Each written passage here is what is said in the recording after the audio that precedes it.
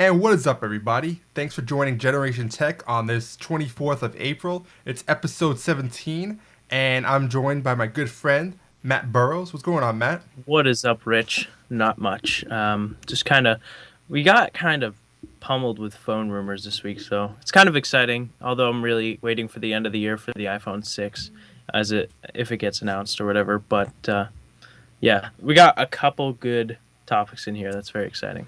Yeah, a lot of phone stuff. That's last week we kind of missed the show because funny story actually. I was ready to do the show last week, and then Matt's like, "Hey, why don't we do a gaming stream?" I was like, "Yeah, that'd be cool, except I don't have an Elgato," and he's like, "Oh, maybe you should get that for next time." I'm like, well, why don't I just go run out to Best Buy and get it? So I literally run out to Best Buy in 20 minutes. I come back, hook it all up. The only problem is I had some issues streaming with the Elgato because it's kind of hard to do it on a pinch. But maybe in another episode we'll do a streaming. Maybe Yeah. Forza trolling or something like that. It'd be pretty cool. Yep. But we missed a week. No big deal. We're back, and we have a lot of stuff to cover.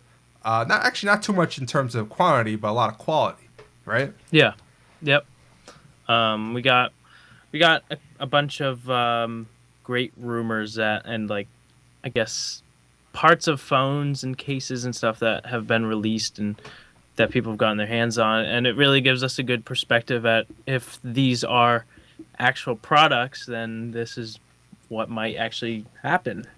And a lot of these, especially one of the cases, it's very exciting because of just like how amazingly thin the device looks like it's going to be. So I guess we can hop right into it with our biggest topic this week. And if you guys haven't heard of it yet, it's called the OnePlus One. And the brand is called OnePlus and the phone's called the One. Now, this is an Android-based phone, and it is souped up on specs. It's like some of the most premium specs that you can get today. And there's a super big selling feature on this. It's only $300 off contract instead of like $700, $800, Right. which is just crazy. And pretty much it's got a Qualcomm Adreno 330 CPU, GPU. It comes also with a Qualcomm quad-core 2.5 gigahertz CPU, 3 gigs of RAM, 1080p IPS display, which is 5.5 inches. It has 13 megapixel Sony camera and 5 megapixel front-facing camera. JBL speakers, which is actually, that's kind of cool. Mm-hmm. That a brand, I think that's the only other phone that, like, other than HTC, the One, HTC, it has the yeah. Beats audio built in. Yeah, and I'd actually trust JBL over Beats, to be honest, because they've been in the market for much longer. And it actually has noise cancellation with the microphone, so if you like use your phone at events or whatever, it's pretty cool. And the only thing that's lacking is micro USB expansion, micro SD expansion. But for $350, you can get a 64 gigabyte model, which I think is plenty of room. So, yeah, what do you think on this, Rich? So I think this is an awesome phone. I mean, obviously we haven't gotten reviews on or anything hands on, but on the paper standpoint, this looks like it might be a flagship phone. I actually got my hands on the Galaxy S5 last week. I don't have it with me today. Actually, I left it at work, but I did have it last week for last week's show. I like the S5, but this thing actually makes the S5 look dated by like years. Just like if you hold them side by side, because I saw pictures comparing it to the S5, and by a design standpoint, it's like this is from the future, the One, and the S5 is like from 2010 or something like that. Granted, the Galaxy S series hasn't changed too much in terms of design, especially from the front and the back. They kind of changed things up a little bit. But if you were to look at an S3 and an S5 from the front, it would be hard to tell a difference, honestly, right? Yeah, pretty much they haven't changed the design drastically. I mean, size has probably changed, bezels and stuff like that, but really you can't tell the difference. And for this phone, they're actually planning on having different removable backs because how this phone's made, it's pretty much just the back, which goes around the sides and covers the back, and then you just get the screen in the front with like almost no bezel. It appears like there's no bezel; it's just glass. And they're planning on releasing different shells. So they have wood grain, carbon fiber, matte black. Then they have the pearl white, and these all look really cool. And I actually like the wood grain. Those are kind of cool. Like imagine having a bunch of them just to switch out every other week or something. It's really nice design, and the back it's like subtly curved, but the camera is flat against the body, so it doesn't like protrude out like most phones, which includes the Galaxy line. So it looks really good. The specs are excellent, and the price is like unbeatable. And it's running on a custom Cyanogen mod version of Android, which is so you're actually really a big getting- point, actually, because it's Yeah. Cyanogen. I there was one of the phone. I think the Oppo N1 was The Oppo, yeah. was like one of the only other phones to run that sort of Android, which is basically a bare Android experience, but it's actually very customizable and such. Yeah, from a developer standpoint, yes. And I don't know if you knew this, Rich, but you can actually order this phone with or without physical buttons. So you can either have the digital buttons on the screen or you can have the buttons on the phone. That's from the Cyanogen mod that they can customize that with the OS. Because most, like all the Samsung devices, they all come with the physical buttons. So Yeah, it's really cool. I remember reading about that as well. I mean, this thing has everything going for it. I mean, it has the specs. It has a great camera. Obviously, we haven't seen any real-time pictures, but specs-wise, it's a very good camera. It has, like you said, you could have a buttons, you could have no buttons. A lot of people, they have their own preferences. That's all a preference thing, honestly. It has a 5.5-inch screen, which a lot of people complain it's kind of big. But after using the Note 3, which is a 5.7-inch screen for a while, you kind of get used to it, honestly. I like the bigger screens.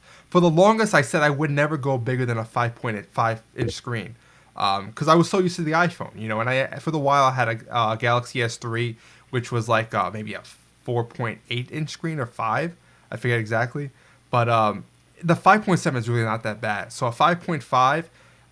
considering it has almost no bezel on the thing, it's basically all screen. It's not that much bigger than a Galaxy S5 from the actual phone standpoint. So if you like a S5, this one is not going to really break your pocket or anything like that. So it'll be good. But And the price is it's like oh, forget it. drastically lower. And I saw a thing. It's like you can buy one iPhone 5S 64 gig for two OnePlus Ones with 64 gigs, and just to have $200 left over. So it's kind of crazy. Yeah. The only thing is I would not run out and buy this at launch because as much as this has a lot going for it, a lot of these phones always tend to not live up to its expectations, especially it's an off-brand. It's not like it's a Samsung or an HTC. It's OnePlus, which I've never heard of before this. But it's using all branded features. Right. It's got Corning Gorilla Glass 3, has all the proper Qualcomm GPUs, CPUs, has good RAM, has all those good specs. So even though it might be coming from a Chinese company, which can be considered being a little cheaper feeling, a lot of these people who have gotten the review models, because they've sent out review models to certain people, have said that it is a great phone. Even standing next to the HTC One, all that stuff. So it's really surprising, and it's really coming out of the blue. It was announced yesterday. Everyone just kind of caught on to it. Yeah, I was reading about it yesterday because I saw all these articles and tweets about it, and I was actually watching some videos on it, comparing it to the S5 and stuff. It's very impressive. I'm gonna be honest about it. It's very impressive. I'm very skeptical still when it comes to Android phones. A lot of them sound great on paper, spec wise. I need to actually use it in real world terms to actually get an actual lasting opinion on it. But I would love to get my hands on one of these, just to try it.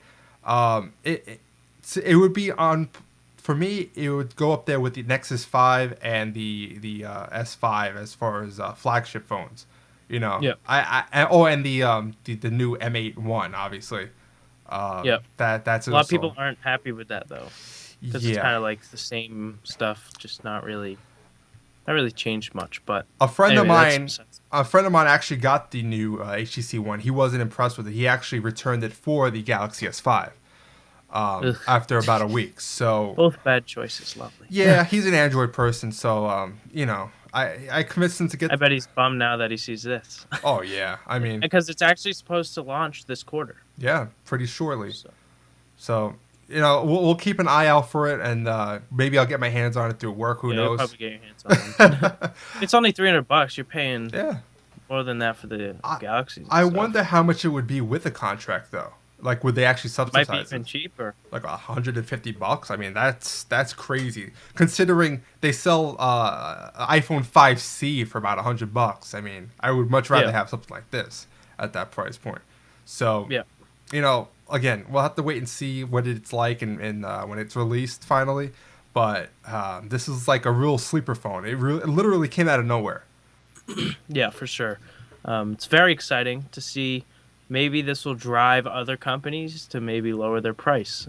Yeah, that's true. Especially since a lot of companies are carriers are trying to go to the unsubsidized phone model, Yeah. which it's going to be a tough one to pull off. But they are going for it. They're going to go maybe less than the contract, like your monthly payments for your service, but they won't subsidize your phone. So if you buy an iPhone, it's going to be a full $600. That is Yeah. going to be coming in next couple of years, without a doubt. And they're saying that like all kinds of stuff's changing with internet pricing. Yeah. That's kind of sad. If that happens, I'm learning Swedish and I'm moving there. Yeah, Uh, it wouldn't surprise me. I mean, all these companies are trying to, get every dollar they can out of you, and if they can get away with not having to pay $300 to subsidize these phones, they'll do it. Especially, although the only other thing is that they won't have you under a contract if that happens. Most likely, Yeah. I mean, they would have to if they're not subsidizing the phones. But that's neither here nor there. We'll see when that time comes. But yeah, we'll have to relook the pricing model. If this phone really takes off, who knows what would happen, right? yeah. Yep, for sure. Maybe this will down the road in a couple years. Maybe they'll have next year OnePlus 2. Um, Yeah. and maybe that'll be better specs and same price. Maybe this will slowly drive the market price down for certain things, and maybe it'll kind of give other companies chances to make equivalently spec'd phones at equivalently priced kind of markets. So I think that'll be interesting to see in the long run. I mean, to be honest with you, I don't know why these prices aren't going down. I mean, they're not really drastically changing the internals on these phones with every iteration. Like the S4 to the S5 is not a huge jump. There's a heart rate monitor. I think the screen is generally the same, better processor slightly better camera. I mean, in the course of a year, you would think with the internal, with all the components dropping in price, I don't know. It just seems weird that off contract the phone $600. That it just doesn't add up considering you can get a whole tablet for $600. Yeah, Like an iPad's $500. Meanwhile, a phone, an iPhone 16 gig would be $600. It just doesn't add up. But it's not the same It's not like it's not like you're paying for the internals at that point, because the screen on the iPad's more expensive than the screen on an iPhone, and it might be much more so that it costs more for them to make it. yep, They're just making less money. exactly. Um, But but yeah, seeing that we're talking about the iPhones now, an iPhone 6 case was actually leaked, and this went to Unbox Therapy. If you guys don't know him, Lou is a really cool guy. He does almost all the prestigious tech unboxings on YouTube, and not just tech unboxings. He does other unboxings as well. But he normally gets every year. He gets like the best leaked parts of phones, cases, shells of phones, and tablets and whatever. And almost always, they're nearly like 90% accurate as to what it's going to look like. And this time he actually got a iPhone 6 case. It's one of those like gel kind of rubber cases. And Rich said that you saw these on a forum as well, the same similar design. Well, when the iPhone 5 was rumored to be announced, they released the exact same type of case. It's like a cheap silicone clear case type of thing that was supposed to be fitting for the iPhone 5. And Yeah. lo and behold, when it was announced, it actually was the right case for it. And that's the first case I actually bought for my iPhone 5 because there were no spec cases or speaking cases at the time. So I bought a cheap case on eBay actually for $1, and just to have something on my phone for the when I got the phone at launch. So this it looks exactly like it. It even has the fake cardboard iPhone inside of it that mine came with for the iPhone 5.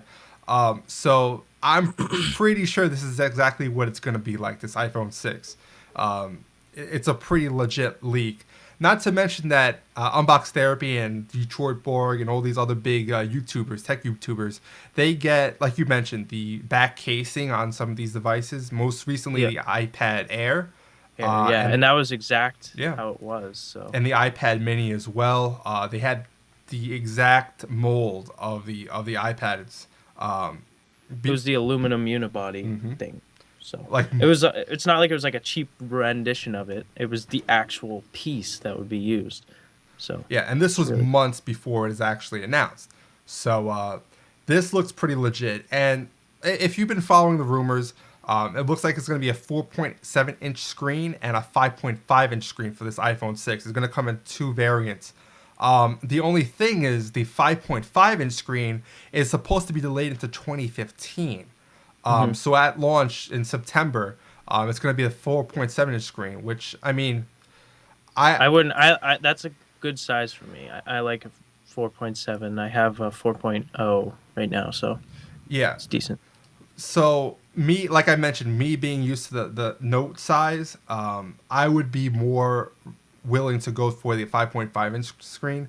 So it's gonna suck. I don't know what I'm gonna do when this phone actually comes out. I'll probably get the 4.7-inch at first and then do work at the bigger one. But either way, I would much more prefer to get the bigger size. That's just me. But let's see what happens when this thing's actually launched. Maybe they'll work things out where they'll release both at the same time. I highly doubt it, though. But if you look at these pictures, I mean, the size, it's incredibly thin, like you mentioned. It has a very small bezel, so it's not actually increasing the whole size of the phone all that much. And it's very similar to the Nexus 5 in actual size all around. So if you have a Nexus 5 or you ever held a Nexus 5, you know what we're dealing with basically.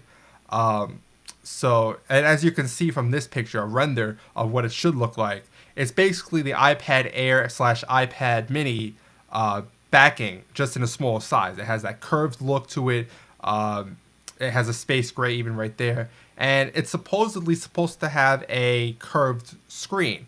Now, not like the Samsung Flex or the LG Flex, whatever it's called, where it's legit like a curved screen. If you can see this picture right here, it's just mainly around the edges of the phone. It's going to be slightly curved so that it's a uniform, seamless look, not a boxy look like the iPhone 5S has. If that's aluminum, like the rumors are saying, that I think will feel really nice, especially compared to the iPhone like 5C. That's really the only thing that you can compare that to right now because it's not really boxy. Yeah. But So and don't forget. Oh, sorry. So GC Tech in the chat room actually mentioned. I forgot to mention this. That the lock button on the new iPhone is also rumored to be on the side as opposed to the top where it's always been ever since the first iPhone. So what do you think about that change? I mean, that's a big change for them. But what do you think about it? Well, I had the last like Apple device I had was the iPad 2, and I've always owned an Android phone, and the past two phones I had, not including the one I have now, they all had the buttons on the top right hand corner, similar to any Apple product. And then the phone I have now has it on the side, and I have to say I like it on the side better. It's a lot easier to access, and I'm not always having to either readjust my hand to get to the power button or whatever. It's just a really easy, just kind of thumb maneuver. So I like it on the side. I don't think it will take away from the overall look either. So, if anything, I think it will make it more streamlined looking, especially on the top, seeing that it won't really have anything on the top. It'll just be kind of rounded. Yeah, I agree. Like as you can see here, iPhone 5s, the buttons on the top, it's not that bad. But when the reason for them changing the location of the button is because they're making it a bigger size. Hmm. Now we have here a Note 3. It's not as easy to press the top when when you have a ginormous screen here. So when you Yeah. have the button on the side, like it's right there, you're holding it naturally, and your thumb is naturally on that button. So it's much easier to press rather than having to adjust, which is kind of awkward with one hand. So that's the whole reasoning behind them moving that button.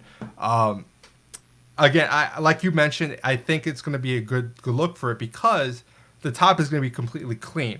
And when you have especially cases that are like the feather right here, they can cover the entire top of the thing and not have to worry about covering anything as well. So that's a Yep. plus. Not a big deal, but little things like that you got to take into account. But yeah, I like that. I think it's a great idea, and it only makes sense, like I mentioned. I'm not sure if they're going to be continuing to make a phone that's this size in the iPhone 6 variant. Yeah. So I don't know what they're going to do. Are they going to keep it just the two bigger sizes and leave like a 5S for the small size screen? Yeah. I can, and maybe they'll make a 6C. Yeah. You never know. Oh boy. They can really do whatever they want. They have the money, they have the willpower, they can do it. So, Well, after looking at the failure that was the 5C, I think they're going to really rethink what they're going to do for the cheaper option. maybe these will be $100 more. Say this will maybe the six, just the base model six, the 4.7. Maybe that'll be $100 more than the iPhone 5s now. So 399, and then they'll still have the 5s, or maybe they'll do a 6C, which will still be like decent build quality. I don't know. They Well, can really do. We don't really know much right now, so since we were talking about the pricing for the HTC, not the HTC one, the H1 Plus one, whatever the hell it's called, yeah, I'm hearing rumors that they're going to be increasing the prices on this new iPhone 6, yeah, maybe by $100, something like that. So I can maybe see it. that does leave room for a $200 subsidized iPhone 5 still in the matrix of iPhones. So maybe it'll be like $200 for the 5S, $300 for the 4.7-inch screen, and Yep, $400 for the 5.5-inch 5 screen. So Sadly, I can see it. The price change, but I mean, it makes sense for them. yeah, because I mean, there are Android phones that come at $300 subsidized. So Yeah, it's not like it's not unprecedented. It's just the iPhone has always been $200 for a 16 yeah. gig. So that's going to be a weird change. But, Maybe they'll change the internal SD or hard drive size. Maybe it'll just be 32 as lowest. Um, they've done that in the past. They got rid of the 8 GB, moved up to 16 as the lowest, and maybe now they have enough room, enough technology to make it so it's 32 instead of 16 or whatever. it makes sense because 16 gigs, I mean, it barely gets by now. With apps being as big as they are, especially games, they take up 2 gigs sometimes. Yeah. Word and Excel, those take up half a gig. So I think 32 gigs is really the minimum now for an iPhone. Yep. If you want to be a 16 gigger, by all means, if you're not an app whore or hold a lot of music on it, you'll get by. But when it comes time to do an OS update and you need that 2 gigs of free space, you might have a tough time getting that space back. You You'll know, be clearing out your app shelf. yeah, quite a bit. So that's it makes sense for them to maybe make a 32 gig standard for this new iPhone, Yep. maybe a 32, a 64, and 128. Especially if the price goes up. I mean, they have room to do that then. Yeah. So So that there's that. they won't feel as bad about losing $20 profit or whatever. Yeah, I mean the every year prices of storage goes down. Although in more recent times they kind of took a little peak upwards. Especially been looking at RAM prices. I mean, I don't remember them being this high in quite a while. Yeah, it's like 160 now for like 16 gigs. I bought 16 gigs for my iMac last year when I bought it. It was It was like 80, wasn't it? 80, $100, something like that. Now I look, it's 160 for 16 Yeah, gigs. So it's crazy. it's funny because I wanted to eventually get 32 gigs. My iMac came with 8 gigs, but you don't buy RAM through Apple. So right Yeah, after I no. got it, I bought 16 gigs, $100, not bad. So I have 24 gigs here, and eventually I wanted to increase it to 32. For $160, I'm not. It's not. It's hard to warrant spending that much money just to So up it. does your does your iMac have two fours and two eights? Yes. So I wanted to replace the fours with eights. Yeah, yeah, that makes sense. I was wondering if it came with just an eight stick. Oh no, Um, I wish. because if then you could just grab another eight stick, which is like $50. No, So, they go as cheap as possible. So if you have a 4 gig computer, they'll have 2 sticks of 2. You know, yeah. they get you. But here's another topic, also Apple related that I wanted to mention. Tim Cook had a little interview the other day, and he was noted as saying that they're not out there to be the first to do something, to release something, but they want to get it right. That means more to them. And if you look at this Mac Rumors article, he goes into a little bit more detail, talking about the Galaxy Gear. They rush it out the door, but they're taking the time with their own iWatch. He didn't mention iWatch, but you can kind of Hint at it. infer that he's going to talk about the iWatch on their own behalf. But he said that Samsung, they rushed it out a year ago, and they're taking their time. They're patenting it. They're tailoring it to exactly what they need, their specifications. And when it's out, it's out. They're not going to rush it out just to meet a certain time frame. So I just think that's very Apple-like. I mean, that's obvious. That they've always been a bit like that. They want to be perfect with their products ever since Steve Jobs unleashed the Macintosh way back in 1984. Yep. So I just thought that was a pretty neat little article to mention. I think that's kind of a good blow to Samsung too, because it's like kind of an indirect kind of thing, Yeah, exactly. Like everyone knows what they're talking about, because that's what every single person said. Samsung always likes to be first. They never get it right. They always just have to be first in the race to iWatch, I guess, or a smartwatch. They crashed and burned miserably with their first one because they rushed out in like a month.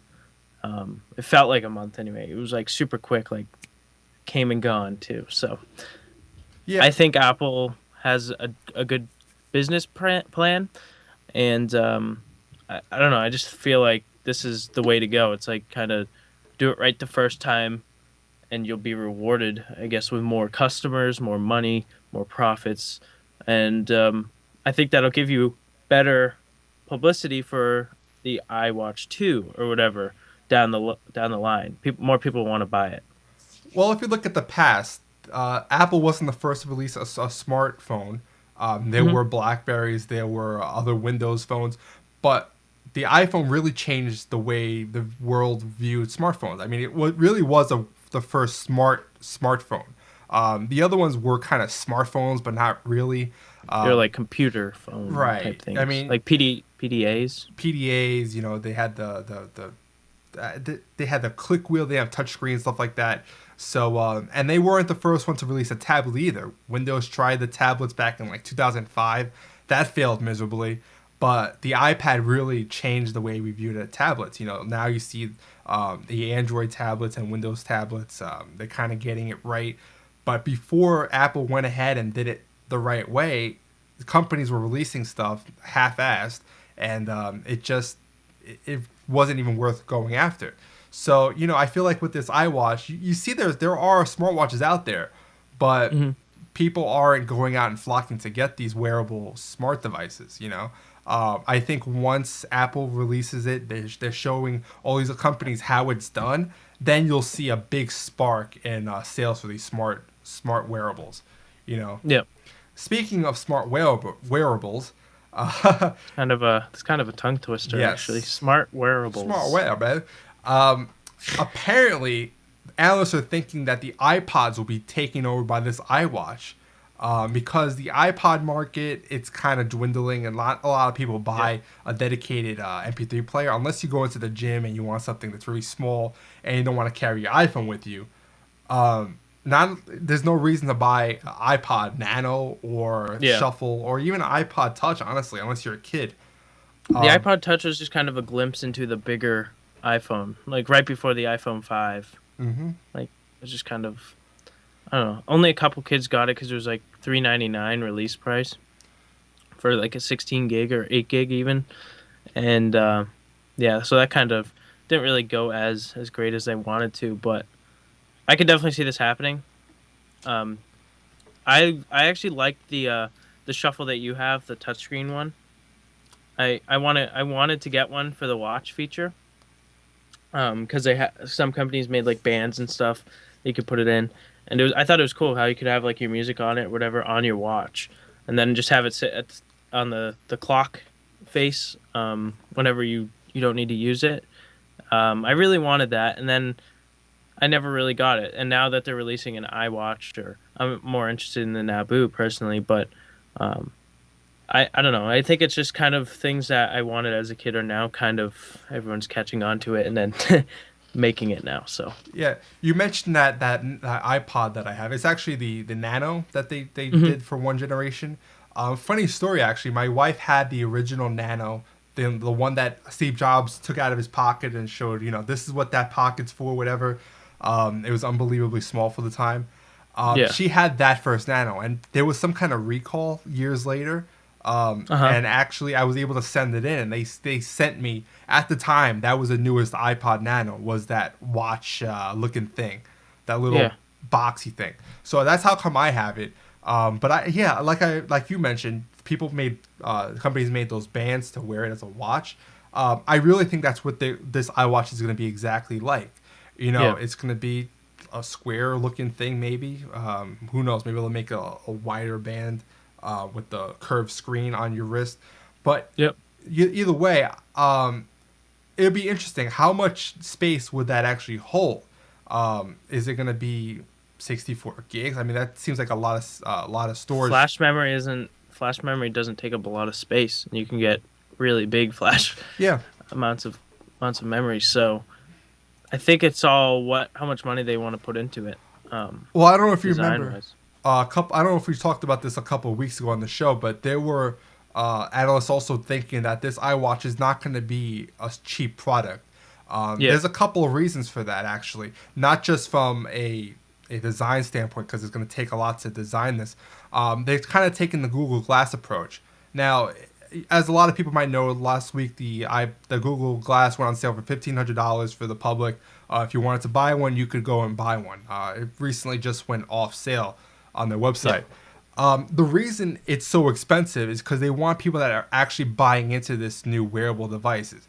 If it was only $300, a lot of people would be like, "Oh, I'll be willing to try it out. It's only $300, no big deal." And if they receive it and they didn't buy into it, they'll be give it negative reviews, and that's not good for a product that's still in kind of beta form. yep, So if it's $1,500, you're only gonna buy it if you really think that this is a cool technology and you're gonna actually go and use it every day. If you see people that do have it, they're praising it. They're saying this is the coolest thing. They're using it in cool ways that the Google Glass should be used in. I feel like this iWatch is the same approach. If they price it at $800, $1,000, something people that's are gonna buy it. people that only really want it are gonna buy it at first for the first iteration. Yeah, So it'll get a lot of good reviews. It'll get a lot of good press, because these people actually want it. They have a use for it. Not these people that, if it's $150, everyone and their mom's gonna want to buy one for Christmas. And it's gonna be like, oh, I never really use it. It's not, it's whatever, for the casual people.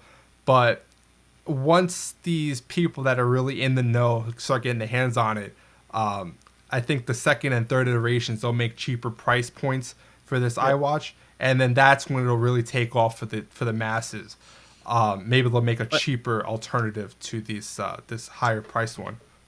I think that they're just taking it. I think exactly what you said is right. They're just taking what Google is doing with their glasses, because right now it's like what 1,200 or something, $1,500. 1,500 for a pair, and I think within maybe a year, even maybe even less. You never know. They'll enter into the consumer market, not just like the average consumer market, not like the tech geek YouTuber type reviewer consumer Casual, like market. your mom. Your mom goes out and Yeah, buys one for Christmas. like that's when I think that people like us or like who aren't super interested in it, but we want to try it, obviously, will have the chance to buy it with like a reasonable amount of money, not like paying out a mortgage on our houses to get glasses. So I don't know. I think I could see the same thing happening with the iWatch. First, it's really super expensive, and then it goes down to a reasonable price eventually. So um, probably that's why I no one should get their hopes up quite yet about getting it like day one, once it's announced or whatever, because that will probably happen.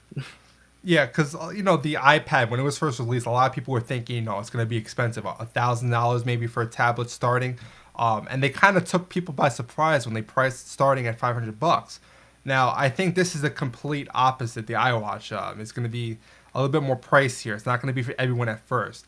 Yep. Tablets, I think they wanted to reach the everyday person because it's very simple to use. There's a lot of different uses for it. Students could use it at school. I know the first iPad. I was in college, and I bought it and I started taking notes on it. It was like the coolest thing ever. Everyone was looking at me like, "Oh my God, what's that?" In college classes.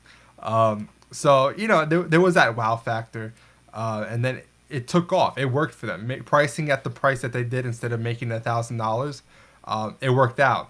So again, maybe this is completely wrong, but I think, and a lot of other analysts are thinking that this iWatch is not going to be a cheap product at first. And it lends a lot of. There have been so many stories about it. I mean, I've been reading in Wall Street Journal, Business Weekly, whatever. So I personally, I would love to get my hands on the iWatch whenever it comes out, no matter how much it is, because I feel like it's such a game changer, especially with the iPhone 6. I really do think Apple's going to make the two, basically like step siblings. They're going to be made for each other. Literally like a Yeah, second screen. it's like a baby sister, Yeah. kind of So teaching it each its ways. yep. So, that's another thing to look out for. But something more nearer term, Our last topic for the night. well, second to last, but the last one's a little throw in. Oh, But oh, I think I well, forgot to mention the link. Anyway, yeah. apparently next week the iPad Air is supposed to be really getting a new update. Not a huge update like a whole new redesign, just a little minor spec updates. They don't. There's not too many rumors about exactly what's going to be in it. But if you're looking for a MacBook Air, whether it's 11 inch or 13 inch, I would hold off for a week or two because apparently next week it's going to be here. So look out for that, And then if you're looking for something all new, there's still the 12-inch MacBook Slim model that's supposed to be coming out in a couple of months, maybe about June timeframe. That's going to be an Yep. all new design, super slim, apparently slimmer than the current MacBook Air. And it's going to be packing a lot of power behind it, sort of like a 13-inch Retina. So Mhm. if you're in the market for a new laptop, just hold off for a little bit, unless you're looking for a 'Cause- Retina, because those were Yeah. just kind of released a couple months ago. So that's that. But the last topic to talk about is Apple extending their recycle program. I don't know Oh, if I have that one. you have that one. Nice. Yes, I saw it. So just a quick little thing. If I don't know why someone want to throw out an old computer, especially if it's a G3 iMac or G4 iMac like I have like right there. People will buy that off of you if it's broken, just for the shell, Yeah, seriously, like people, just to have it sit. the G3, the one that's right here on the left side, that's your G3 iMac. Super rare. People use those as like fishing bowls in their home decor, So there are hardcore collectors that will actually pay good money for them. This is Yeah. actually a working G4. It's just so old it runs a really old operating system that's not even worth using, but it's just really cool to have.